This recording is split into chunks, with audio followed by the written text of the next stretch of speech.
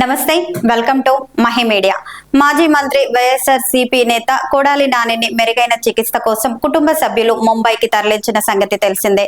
గుండె సంబంధిత సమస్యలతో బాధపడుతున్న ఆయన్ను హైదరాబాద్ నుంచి ముంబైలోని ఏషియన్ హార్ట్ ఇన్స్టిట్యూట్ కు తరలించారు.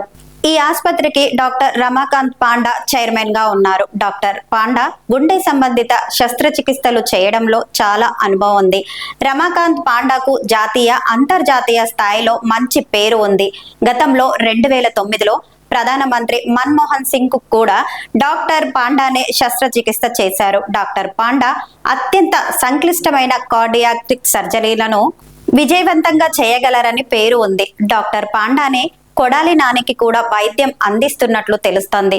మాజీ మంత్రి కొడాలి నాని మార్చి 26న గ్యాస్ట్రిక్ సమస్యతో బాధపడుతూ హైదరాబాద్ లోని ఏఐజీ ఆసుపత్రిలో చేరిన సంగతి తెలిసిందే.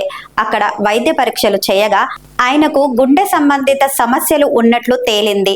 ఆయన గుండెకు రక్త సరఫరా చేసే 3 రక్తనాళాల్లో బ్లాక్స్ ఉన్నాయని డాక్టర్లు గుర్తించారు. ఇలాంటి పరిస్థితుల్లో సాధారణంగా బైపాస్ సర్జరీ చేస్తారు. అయితే కొడాలి నాని ఆరోగ్య పరిస్థితి సహకరించకపోవడంతో సర్జరీ చేస్తే ఇబ్బంది పడతారని భావించారట.